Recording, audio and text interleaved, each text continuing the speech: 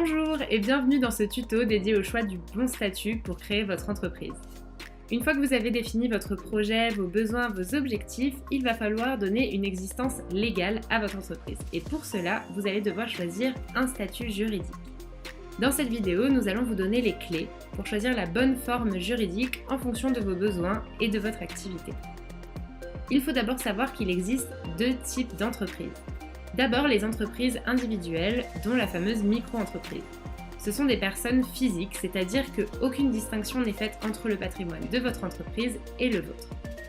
De l'autre côté, vous avez les sociétés ou les personnes morales. Votre entreprise sera une entité juridique à part entière et le patrimoine de celle-ci et le vôtre seront bien distincts. Alors, chacun de ces statuts va présenter des avantages et des inconvénients en fonction de vos objectifs et de votre activité.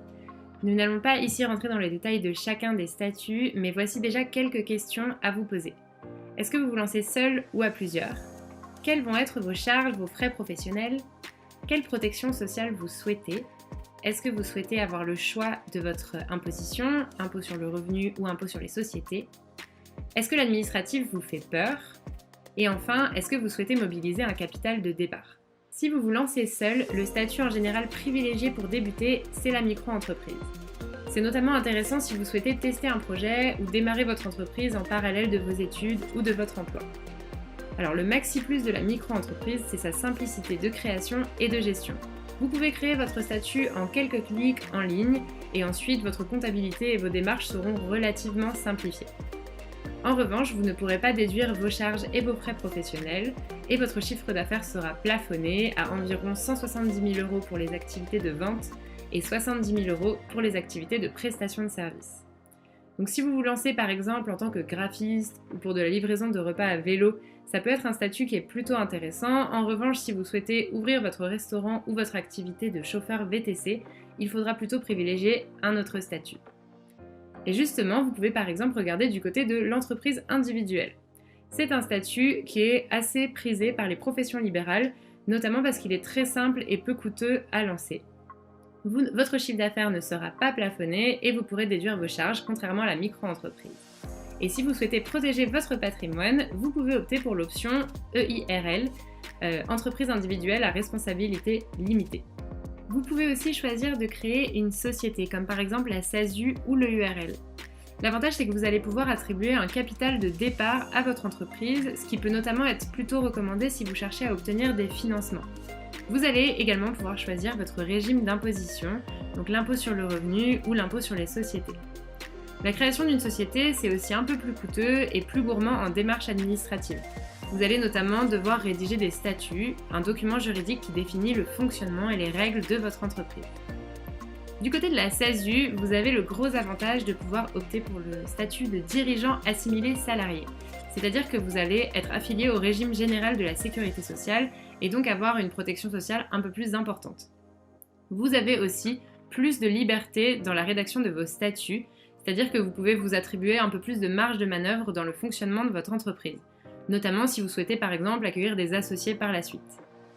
Du côté de l'EURL, vous allez avoir un petit peu moins de cotisations sociales parce que vous serez affilié au régime des travailleurs non salariés et non au régime général.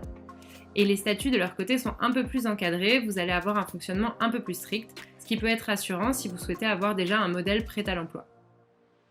Pour résumer, si vous souhaitez tester votre projet avec le moins de charges administratives possible, vous pouvez plutôt créer une micro-entreprise ou une entreprise individuelle. Si en revanche vous souhaitez attribuer un capital de départ à votre entreprise ou avoir le choix de votre imposition, mieux vaut regarder du côté de la SASU ou de l'EURL. Si vous souhaitez créer votre entreprise à plusieurs, les deux statuts les plus communs sont la SAS et la SARL. La SAS, c'est un peu le statut de tendance du moment. C'est un peu l'évolution Pokémon de la SASU. D'ailleurs, vous pouvez transformer votre SASU en SAS si vous souhaitez par exemple accueillir des associés ou bien embaucher. Les avantages de la SAS sont donc relativement les mêmes que ceux de la SASU. Une rédaction de statut plus souple, la possibilité d'opter pour le statut de dirigeant assimilé salarié et le paiement de l'impôt sur les sociétés. La SARL, de son côté, c'est la grande sœur de l'EURL, donc elle va avoir également les mêmes caractéristiques. Un fonctionnement très encadré, des cotisations sociales un peu plus light et le statut de travailleur non salarié. Et vous paierez également l'impôt sur les sociétés, sauf si vous optez pour l'impôt sur le revenu. Pour résumer, optez pour la SAS si vous souhaitez plus de liberté dans la rédaction de vos statuts et bénéficier d'une protection sociale plus forte. Optez pour la SARL si vous êtes rassuré par un statut plus encadré et si vous souhaitez payer moins de cotisations. Voilà dans les grandes lignes les principales caractéristiques des différentes formes juridiques. Si vous souhaitez aller plus loin, vous pouvez consulter nos guides complets où nous détaillons pour chaque statut les avantages, inconvénients et démarches administratives qui y sont liées. Et si vous souhaitez être accompagné, Shine peut vous mettre en relation avec un expert pour discuter de votre projet de création, choisir la forme juridique la plus adaptée et créer votre entreprise les yeux fermés. Tous les liens sont en barre d'infos. Nous espérons que ce tuto vous a aidé et nous vous souhaitons une bonne création d'entreprise.